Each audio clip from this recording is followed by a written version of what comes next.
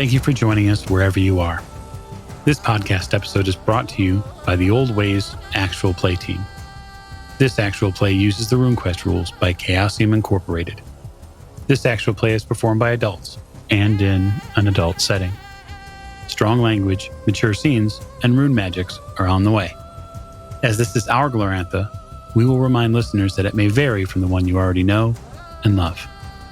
And now, on to the show. Thank you for joining us again on another episode of the Old Ways Podcast. I am your storyteller this evening, Michael Diamond. My pronouns are he, him, and we are back in the world of Glorantha for our adventures in Dragon Pass. We want to thank you for stopping in and listening to the show. We hope you're enjoying it. And if you are, you can join a whole bunch of wonderful supportive people over on Patreon, enjoying this episode a little earlier than you are if you're on the main feed. You can do so at patreon.com/theoldwayspodcast. You can also check us out on YouTube, subscribe, and share the show over there.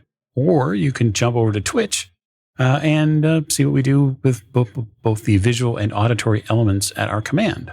And now, with the propers out of the way, I'm going to get to character and player introductions, which begin to my right.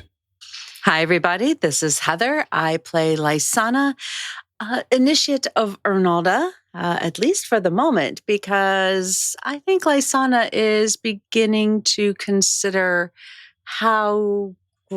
what type of growth may need to happen in the near to not too distant future. Yeah, that seems to be pretty in line with the way you think and feel. Growth is pretty important, so we'll see what the seasons bring. Next to Lysanna. This is Jake, and I'll be playing Vargast, Initiate of Orlanth and Bearer of the Black Stag. And I have acquired some quests. Yeah, you got like a list of things to do now. Yeah. That's good. That's it's better than doing nothing. Next to Vargast. Hi, this is James, and I'll be playing Finn, the Master of Fish and Fluid.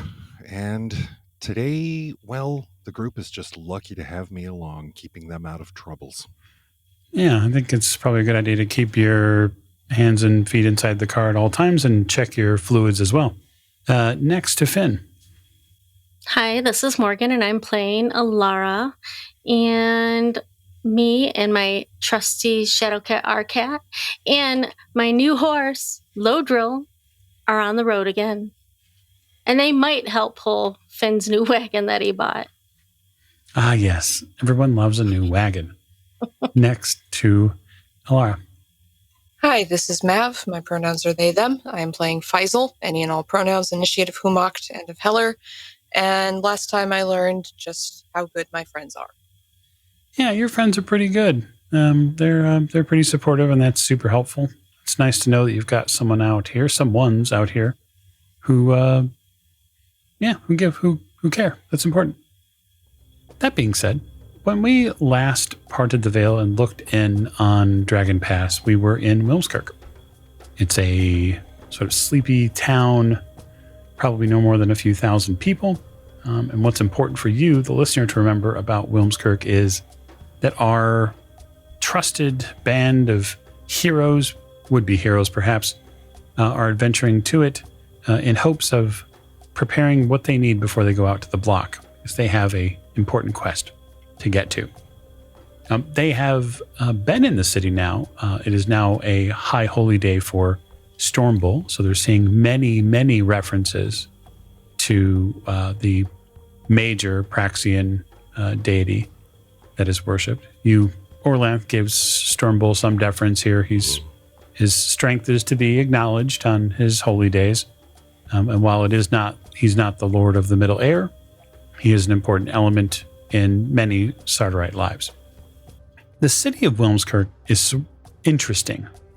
So it is an occupied city, much like the rest of Sardar, minus, of course, we'll just say one particular city, which is not yet fallen. But what's interesting here, anecdotally, for our listeners and also our players to understand, is that Wilmskirk is the place where the Lunar Army amassed before it took Boldholm. And so there's a lot of, I guess, remaining vestiges of that. And so one of those is the Temple to the Seven Mothers, which is here. And the people here do still give the Seven Mothers deference. They pay attention. And there is a feeling, at least as being in the city for a little while now, you're getting that. You're feeling like there's more lunarization that's going on here. Many of the people who are definitely Sartorites have decided to sort of add lunar colors or stylizations to their houses, their wear. They're participating in what you believe are lunar rituals and common everyday things that sort of tell a stranger tale than you're used to. It's not by any means on the level of Boldholm, given the amount of people that exist in Boldholm, right? But for the characters who've not been out and adventuring through many cities or had traveled a bunch, which everybody sort of has now traveled a little bit, what you're getting now, though, is that there's an awful lot of this going on.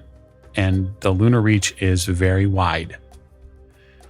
And it makes you wonder how long the people of Sartar can hold out against that sort of constant, unending reminder that they're occupied. It preys on your mind, Vargast, as you go to Lankarmai's Sage in hopes of obtaining some knowledge about one of your quests. So there is a temple, which is not terribly far from the main center circle of town. So for everybody at home and everybody here at the table, what's important to remember about Wilmskirk is it's a big circle. It has concentric rings on the outside. Think of it like the rim of a tire. And then there are literal spokes that go in that make up the different districts. Again, 2,000, 2,500 people at maximum. So it's not a vast city. It doesn't feel like it's choking anybody at all, which is nice. But the temple you find, Vargast, is a stout building made of stone dedicated to learned men and people. So I'll enter the temple. Okay. Hey, you see a lot of robed figures in traditional Lankarmai sage beards with associated brass and jewelry, finery. You know from your travels before that it doesn't really matter the gender of the person. Everyone in here wears a beard. And so people to not have beards in here, it would very much stand out. Luckily, you're no slouch in that regard, so you don't have to worry about it. But the attendant behind the desk, probably just an initiate who has not yet earned the right to wear one, looks up from a series of sheafs of paper and stands up and greets you as you come in. Greetings. Good day. How may I help you, sir? I need to acquire the services of a sage knowledgeable in the Dragon Paths. Dragon Paths, you say? Yes. Okay. Interesting. We don't get much call for them. Yes, I imagine so. You may sit here. I will go and attempt to find someone who can best fit this description. Thank you. The figure gets up and moves back into sort of beyond this purple curtain where you can see incense is boiling out of, and there's a lot of, I guess claptrap is probably the word I would use. There's a lot of noise behind it. Different bells or incantations are going on. All right, I will take a seat. You take a Patiently seat. Wait. About 5 or so minutes later, an older man comes out, probably just barely 6 feet tall. He wears a heavy beard and has stark white and just a little bit blonde left on his head. He's balding, but he's painted as you would imagine a Lankarmai sage would be, with all sorts of truth runes, and then mastery runes and many others. And the figure who you met at the desk sits back down and then sort of gestures to him. Yep, I'll get up and approach. What can I do for you, student? I need to find out some information about the Dragon Paths, or a particular one Dragon paths. It's an interesting word. You mean the roads? Yes. The ones which are not made of stone? Yes. Very well. Give me your hand. The other one. Not the one with the tattoo. No, you're not going to give me your dragon mark hand? Okay, fair enough. He takes your hand, and you notice something immediate about his hand. Your hand is coarse. It is weathered. It's got definite thickness and rigidity to it. Calluses. Yes, absolutely. You worked as a farmer in a sense, and in a village. You worked every day of your life. This man does not have that problem. And so when he takes your hand, his hands are supple and almost soft. And you can tell the difference. And he seems to stand there for a moment, and there is a vibration of sound that comes out of him. It starts at a very low pitch, and he doesn't appear to be moving at all. You don't see him speaking, and then after a few seconds you realize that he's just generating this sound. Like it's coming from him, not just his throat or... And then eventually he lets go of your hand. Fascinating. You've had quite the journey. You know of our journey. I do now. The truth is revealed. Fitting, though, that you would give me your other hand. He turns around. I was warned. Of course you were. It would only make sense. That rune is not common amongst men. No. Come and sit with me. I can try to help you. Right. He walks you to a different part of the library, the temple. And you sit down facing him, a couple of chairs, and he takes out a pipe. It's been some time since anyone has asked about the roads. I must have been 5 years younger before anyone else come to me. We had some interest in them before, but they are difficult to navigate. Some say they are impossible for those who are not dragon nude. Well, some seem to think that I can do it. Interesting. I might be able to assist you uncover some of these with the few tales that I have. But they are harrowing, difficult paths, with no guarantee of success. Of course. I have another clue. This path begins with a white stone. He smiles. Of course. They all do. Once I studied a road such as this, I believed it to be a dragon newt road. There were small stones hidden in the grasses along the path, egg-like, white, imperceptible in normal day, but under the light of a full moon. He sort of looks around. Not a red one, but a full moon. I was able to utilize proper spell work and peer into the stones themselves. There is a song in each one. The way they speak, the way they act, is different from how we perceive them. You cannot walk their road because to walk it would mean to speak and sing the languages.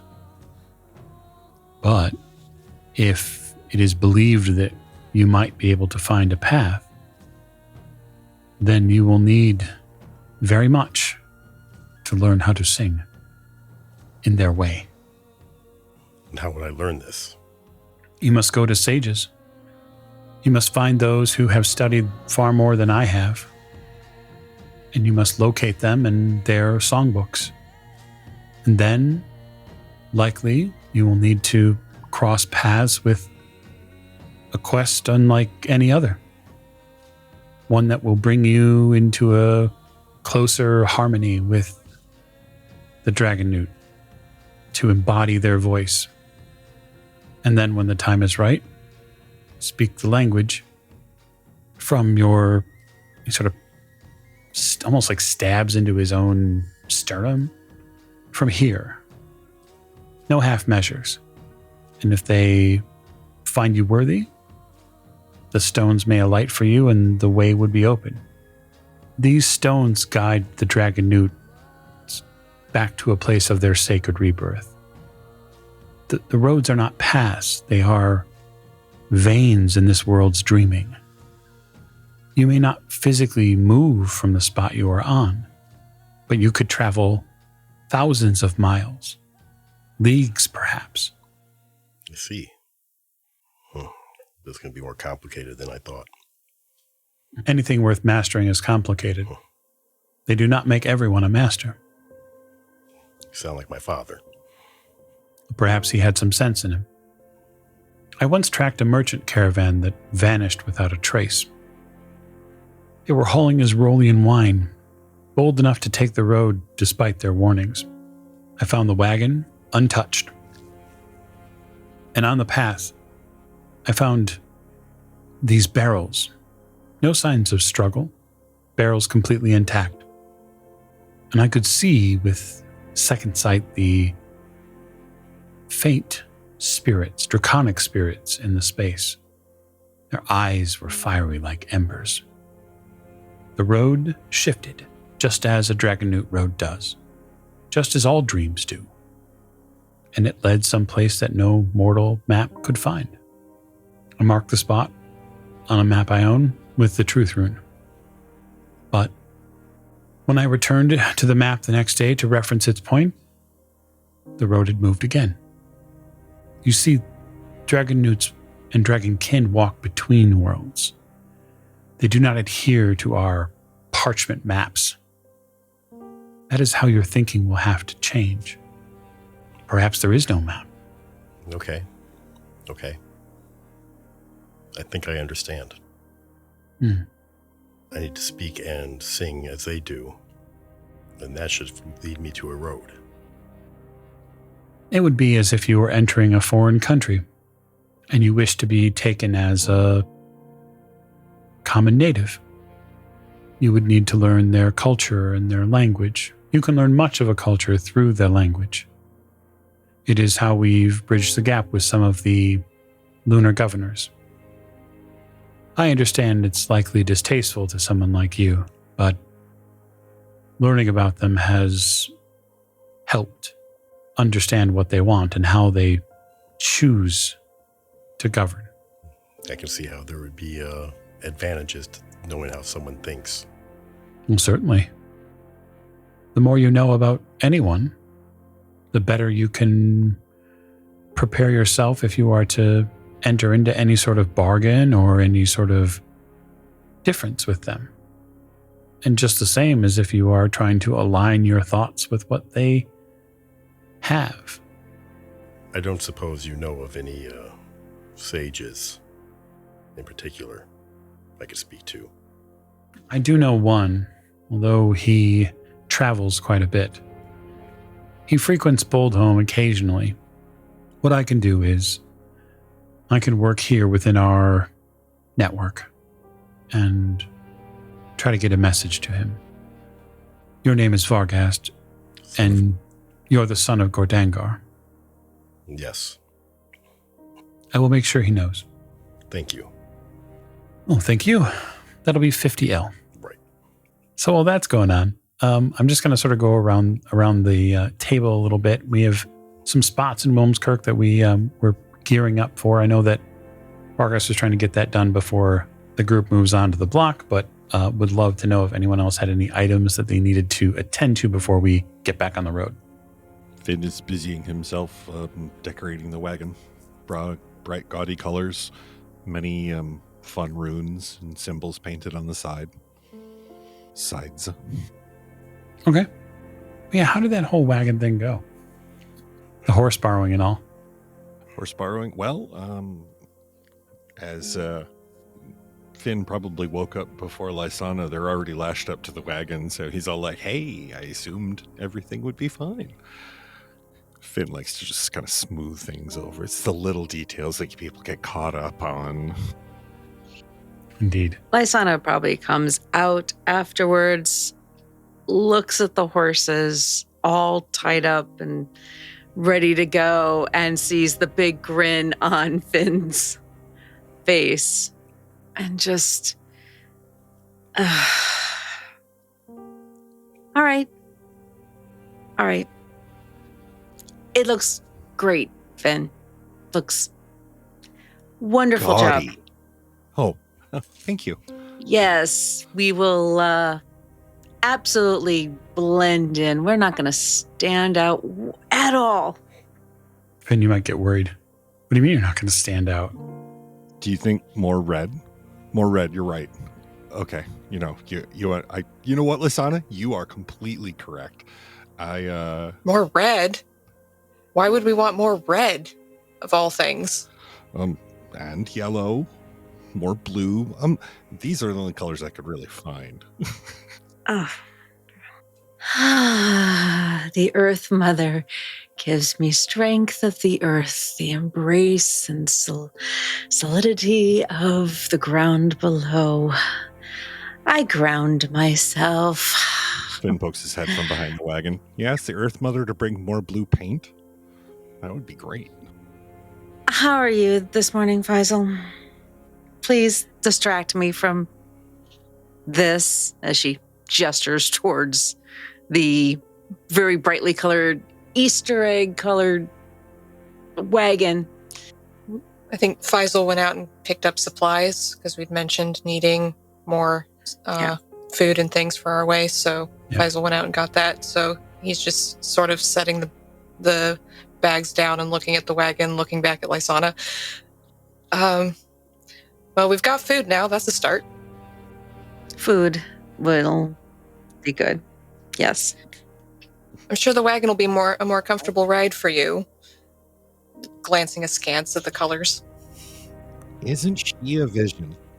Is there any other supplies we can go get? I'm sure there's something we can do. And Lysanna loops her arm around one of Faisal's arms and starts to practically drag Faisal away from the from the wagon. Great job, Finn. I will be back. I'm sure there's something that we still desperately need. Wine. We need wine. That's it. I didn't get wine. Yes, let's go get wine. And green paint. No. Practically skips, holding Faisal's arm very tightly away. Oh, good goddess and gods above and below, he is going to get us killed.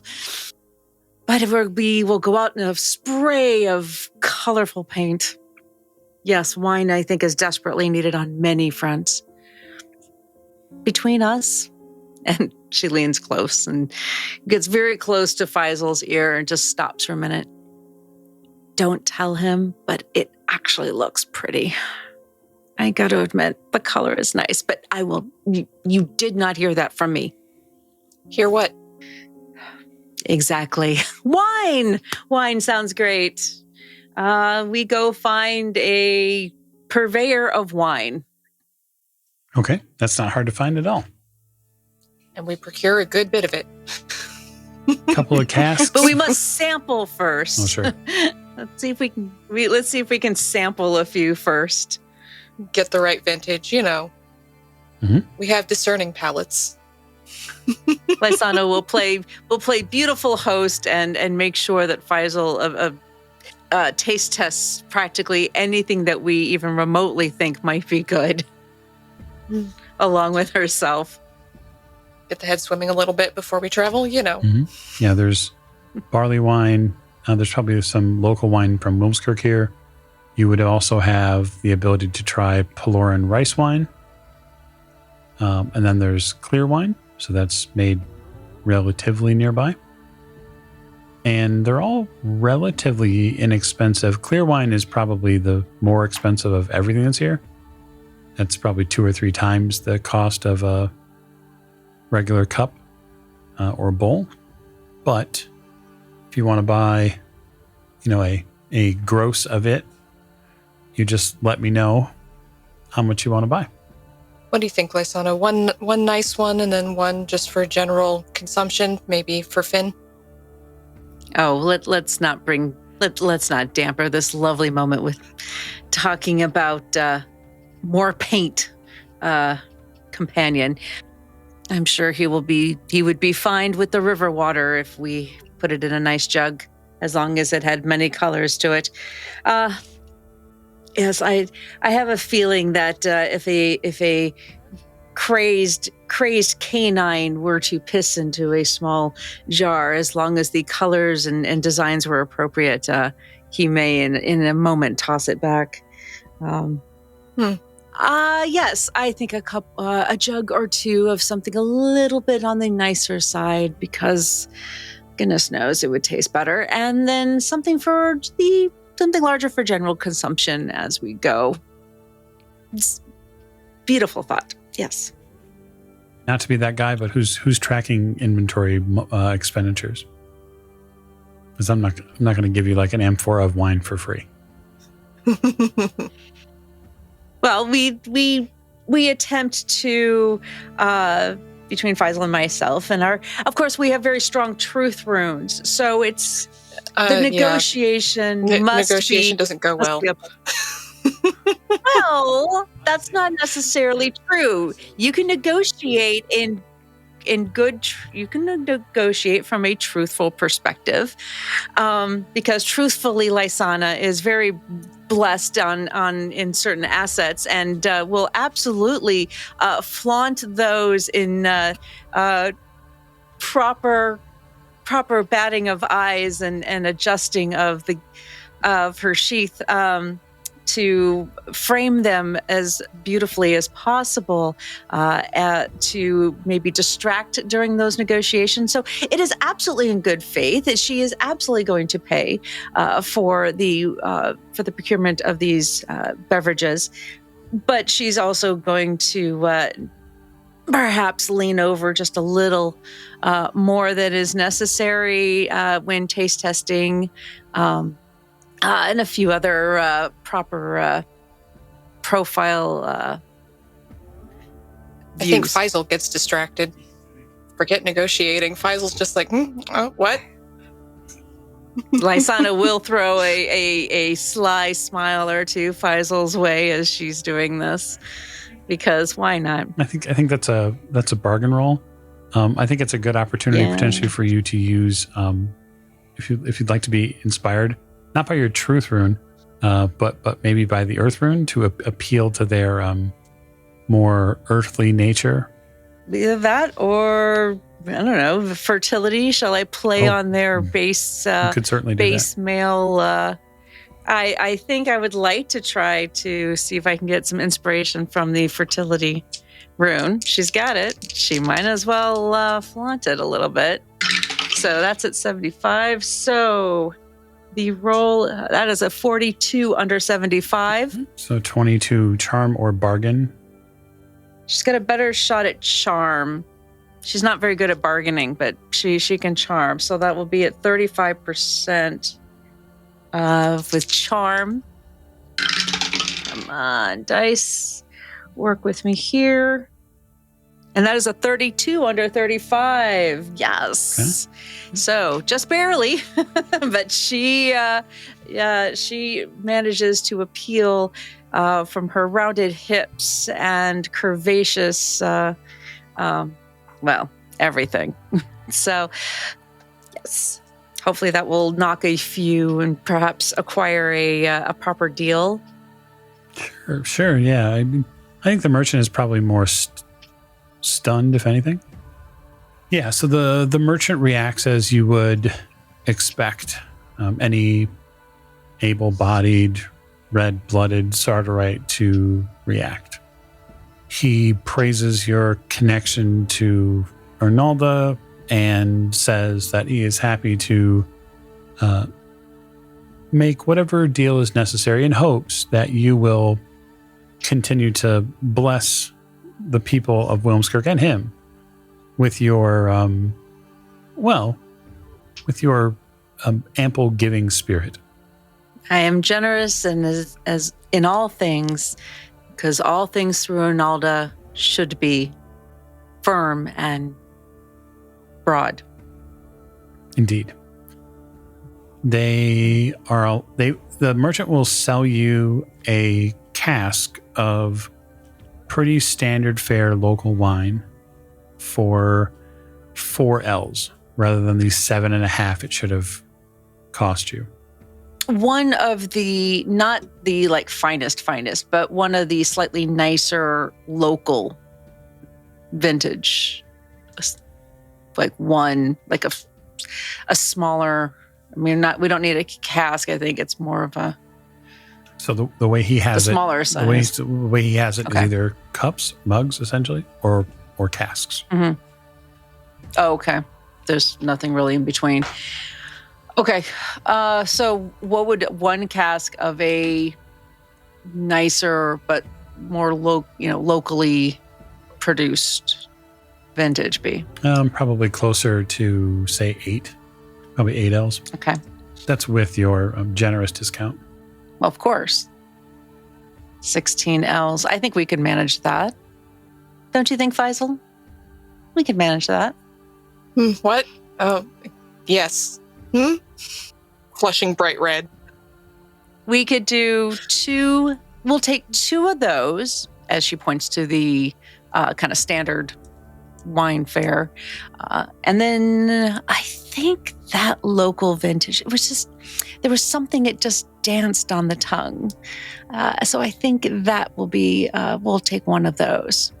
So goodness, can I do math? I think I can add this up. That should be 15 L's. Yeah, that should work. Oh, wonderful. And she kind of reaches down into a pouch, kind of hidden out of sight, and pulls out a small pouch and counts out 16 L's. And as she places it in his hand, she allows her fingertips to linger on his palm for just maybe half a second more before she pulls away. Thank you. I'm sure my party and I will enjoy these immensely, and I shall say a prayer in the temples for your success and continued good health. Thank you very much. Thank you. Come, Faisal. I do believe we have more shopping to do, as she wraps her arms back around Faisal's arm again, smiling, and blessings upon you on this holiest day, and pulls Faisal away just about a half step faster than maybe she might normally. So hopefully someone is loading that wine into the wagon. Yeah, Faisal's got it. I was going to say, because 2 casks of wine, that's a little heavy. Faisal's showing off biceps a little bit as they put the wine into the wagon. He's not the only one who could show off. Doesn't say that, but is thinking it. Lysanna does take notice. All right. And my paint? No. Oh. What? No, it's fine. You brought me wine. It's okay. No, you said something. What? Did I? Oh, no. I have no idea. This kind merchant was very generous and recommended this vintage. We will, I think, open that up later with the rest of the group. We should bottle some of it and perhaps sell it. Just something I'm thinking about. Anyway. If we must, but perhaps. Sometimes it is a mug shared that can make the difference between a blade and a bed. So, Alara, what are you and Arcat up to then? I'm just waiting for this trip to get started. They went off and danced away and got some wine. I'm watching Finn paint the wagon. I would probably give some artistic advice while he's painting it, even though I'm not artistic in the least. But, I felt like leading. And, yeah, it's like come dancing back. I'm like, I point up at the sun, burning daylight. Sorry, I'm just now imagining Alara as like the dad of this trip, like looking at the watch. Hey, what are we doing here? We're behind Where's my schedule. sundial at? My sundial watch. Yeah, I'm just trotting back and forth on Lodril while Finn is painting. Alara will notice that Finn has painted some Heraborn symbols that only only the Heraborn would recognize on the wagon. Sure. If we see our own. Oh, yeah, calling card. Yes. Exactly. Lunars won't know, but, Finn wipes his forehead and smears a big splotch of yellow across his face. No one's the wiser. You return, Vargast. What is that? She's gorgeous, first of all. Why, thank you. Is that ours? Oh, Oh, yeah. Why does it look like a circus tent? Hard to look at, right? Yeah, it's hard to look at. That's right. You want to look away? Kind of makes your eyes water? I keep hoping if I close my eyes, it'll go away. Yeah. I'm pretty sure that the Lunars will feel the exact same way. Who wants to stare at something that god-awful? I mean, gorgeous. I'm sorry, baby. Okay. I'm ready to go whenever anyone else is. I got the information, some of the information I needed. We need to find more sages, of course. And it looks like Faisal and Lysanna were busy when they were out and about. We got wine. Finn raises an eyebrow at them. Well, at least there's wine. in fact, we were able to obtain a quite a good deal on the wine. These two are just general, but this one we'll have later, I think, to toast those we've lost and to our success on the road in the future. It's a slightly better, more local vintage. The proprietor was most kind in his price. She has very impressive bargaining skills. Well, that's what we're calling those now. Well, the truth the truth provides, the earth provides, the air and the water and the sky, and goodness knows, as she looks over at the wagon, other things too. Shall we?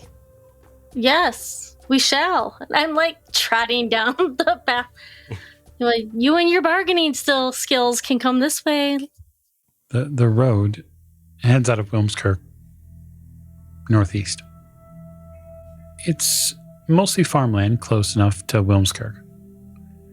You pass that day through the road itself, travels through a wooded region. You can see the Kivin Mountains to your left on the road. You know what's up there because Crag Radius is right there. And you're not far from where the Veil was. You can feel it in your bones, Vargast. Actually, probably all the Heraborn can feel it a little bit more intently now because you kind of can't miss it. The mountains are closer and closer. You move through the roads over a small river. You pass an inn along your way as well. Just simple, not something that anyone here needs right now, but it's there. And then eventually, you are going to happen upon later that day a familiar stretch of territory. And that would be part of the road that this troop walked before they got to Boldholm. Now, the wagon and the horses make it a lot more affable journey.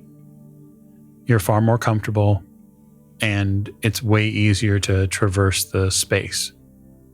But the farmhands and the people who are in the fields, and really anybody that passes you on the road, is definitely giving the wagon an eye. You do probably get questions like, where is the circus? Are you going to Boldholm? Just passers that pass by. Every time someone asks, I stare daggers at Finn. And Finn takes the opportunity that every time somebody comes up to ask where the circus is, he reminds them that the only real circus are the Lunars, and that rebellion is probably a good idea. Really? Oh, yeah. Providing that he can discern that they are not lunar-based people, like in advance. Otherwise, he just grins and, oh, yeah, it's pretty strange looking, I'm assured. Finn's main goal is to build a resistance web. Alrighty. I like that for you. I like that for all of you. You do about, not midday, because you got a late start, thanks to some tomfoolery that was going on. Or important resource gathering, I should say. Sorry, important resource gathering, not tomfoolery. By, we'll say, near the end of the standard day, you get within probably easy riding distance of one of the points on the map that you are likely familiar with. Both you, Vargast, and Faisal would be. Faisal, because you've traveled a little bit around Dragon Pass, so you would know of this spot. And that is Geo's Always Open Inn, which has a branch here on this road. And you're going to need a place to sleep. Can we get to it by dark? Probably. All right. Well, I guess that's our goal for the evening. So Geo's Always Open Inn is in is in Sambari Pass. And the Sambari tribe are the people who own the land that it's on. Not that that bothers you. They're just another Sardarite tribe. But it's important to know who owns the land. Culturally speaking, they are pretty much closely aligned with the Heraborn. Like, you would know that your father and his people would have gotten along with them very well because they are a spear first sort of Sardarite. Sword second. The right kind of people. That's right. But you can certainly get to them by nightfall. I would like, if I could, I think we gotta have at least one ride roll, right? We gotta have at least one. Right. And then who is manning the wagon? Is that a Finn job? Think so. It feels like a Finn job to me. Yeah, it seems like a Finn job. I would probably like to sit on with you, Finn, at least for part of the journey. Sure. Oh. Kind of have to. Your horse is tied up to the wagon, unless you're That is saddling true. up with someone. Not initially, but that's not out of the question for later. I rolled an 11 under 20 on my drive. Okay. Sorry, 11 under 15. I was looking at the one below it. 11 under 15 is still a pass. Yes. So anybody on the wagon is okay. Okay, so that would be me then next, right? Yep, it would be you. Right. I believe so. That's 39 over 29. So. Okay. So that is a fail. Mm-hmm. Okay. Good to know. Anybody else actually riding a horse? Oh, Alara is. I know Alara is. Hey, Morgan, how's Alara doing? I got a 100 over. What is with your dice, Morgan? For This fuck's is the sake. ones that have been really good to me lately. Okay, so 100 is 100. That's not Yep. great. That's Nope. That's. I'm gonna lose my horse. This is rough. I don't like it. Only took forever. Alara, you are riding around in these fields, sort of as the group goes off the main road to get to Geo's. And there has been an awful lot of rain in this space recently. And you ride your horse into what you believe is just another part of this field. You're scouting ahead. You're doing what you should do, which is there's a wagon behind you. There are people behind you.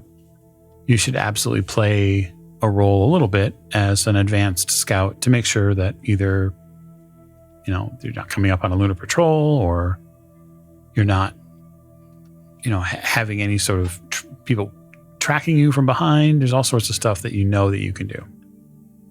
And it's been sort of a long day of waiting and then eventually moving. And Arcad is moving, but he has traded on and off between being on the wagon and then also being on the road. He likes to sort of find a spot on the wagon and soak up the sun as it's out. And if he doesn't have to use his own energy to move, then he's going to just, probably stay there for the most part. But one of the times that he's down near you, he gets on the right side of the horse. What was the horse's name again? Lodrill. Lodrill, yes. Lodrill. Let's everyone remember that. He gets on the right side of Lodrill, and at one point he moves, and you have to adjust based on where Arcad is moving, because Arcad doesn't want to get his paws wet in some of these puddles. And so Arcad leaps around a little bit to try to get around them, and in doing so, spooks Lodrill a little bit, and you have to sort of go down into a lower part of one of these fields. Not a big deal at first.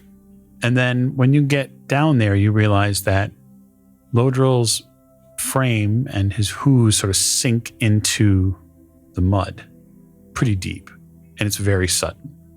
And Lodrill begins to sort of buck and have problems.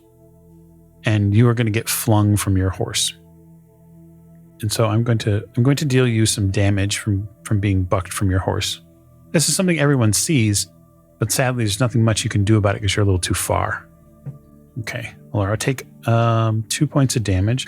Okay, you're going to land and you're going to take 2 points of damage to your left leg.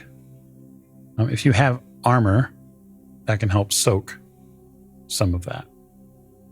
I don't. Okay. That's okay. Yeah, you land hard on this muddy field. And there's sort of this schlop sound as you skid. And it's not the pain in your leg, and it's not the dazed feeling you have, which sort of takes over you. What takes over you is the sound that Lodrill's making. The sound, the crying, the worry that this horse begins to emit into the air. And the party who's behind you a little bit can start hearing this frantic animal as it essentially calls for help. Ride up as quickly as possible. Yeah, I need a rope. I need to be able to pull him out. Finn unloads, searches through all of the stuff in the back of the wagon that he put for everybody's things.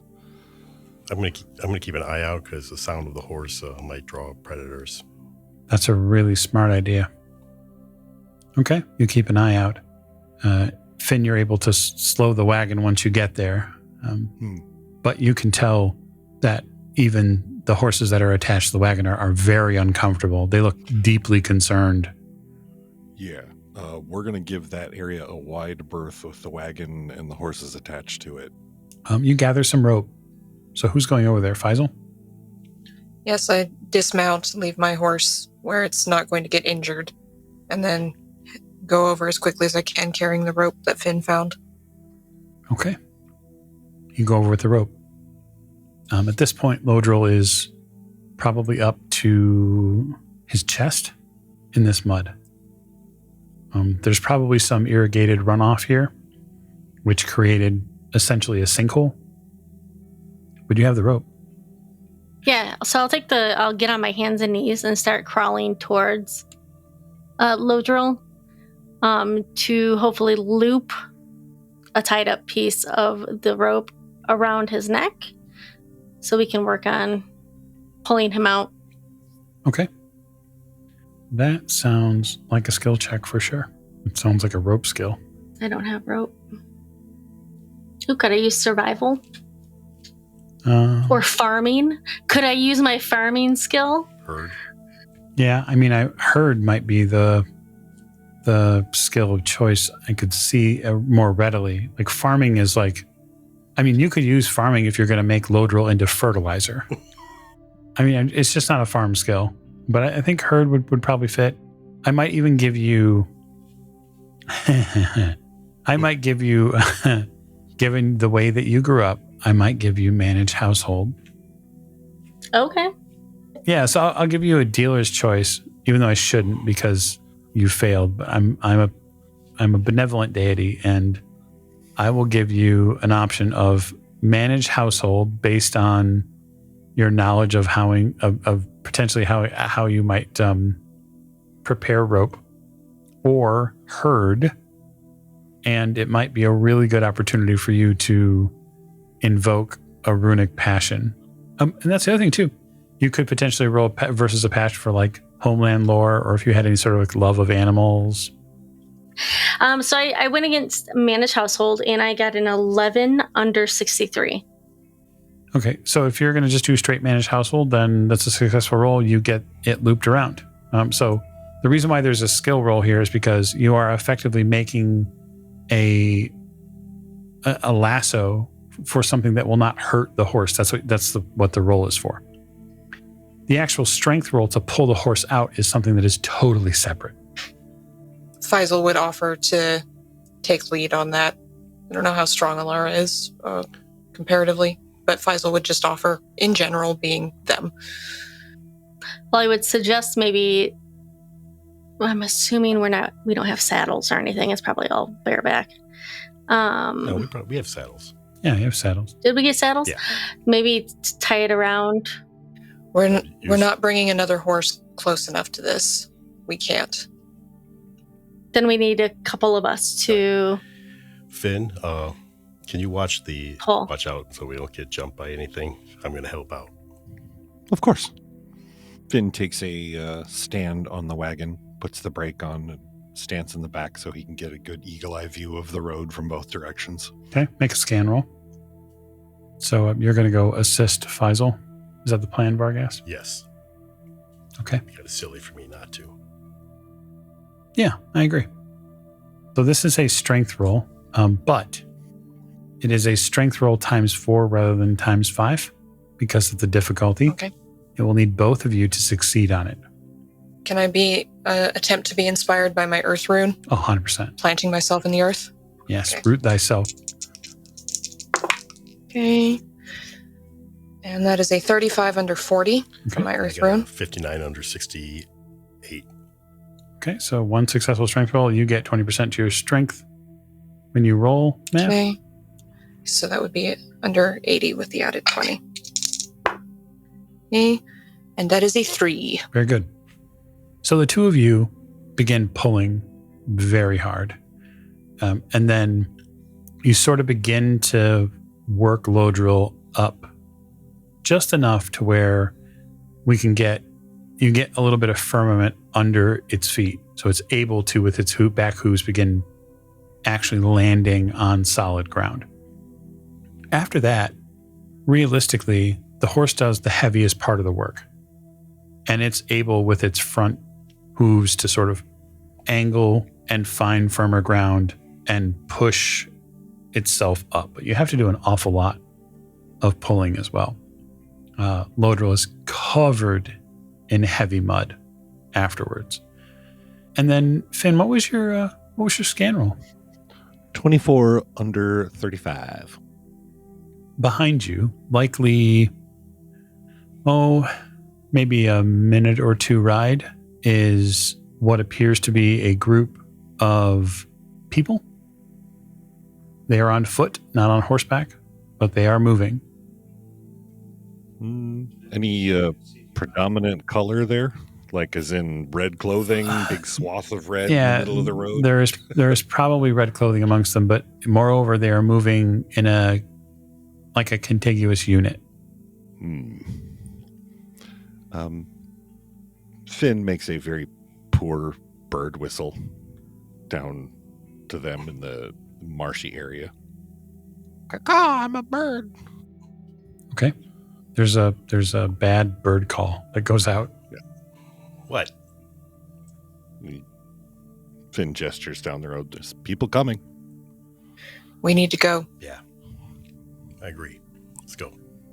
All right. So, Alara, for you, the this situation is not over. Because you are going to have to make I'm going to have you make a. I think there's perhaps a charm roll is in order. What am I charming? My horse? Oh yeah. You led your horse into a mud pit. It is Lodro is blaming you. Okay, so can I roll for runic inspiration? Let's see here. Can I use my harmony rune? Oh, wait, Ooh, yes. You could. Harmony Yes, wouldn't be a bad okay. rune to use. Yeah. Okay. I got a 3 under 70. Oh, wow. It's fantastic. Yeah, Lodro comes back seemingly very happy to see you after you reassure him, and you get a playful exhale from the horse's nose in your face, and then the horse sort of rubs its mouth on your face, and everything seems to be forgiven. But he's all muddy. So I hop back up and get all muddy. Yep, you do. And go the long way around. Certainly. As long as I can. The group still heads to Geo's? Yeah. That's the plan. Okay. You get to Geo's. There is a relatively small structure here. There is a line of smoke coming out of the chimney here. There are maybe 1 or 2 other horses that are tied up here. Finn, there's space for the wagon out back, it looks like. Fantastic. He busies himself with parking the wagon and brushing down the horses. You busy yourself. And the group steps into Geo's, which gives us an opportune time to close this episode. So I want to thank you for joining us on this somewhat muddy journey out of Wilmskirk and on our way to Svenstown, which is the final town that they'll reach before heading to the block in hopes of finding some lost family members. So thank you and good night.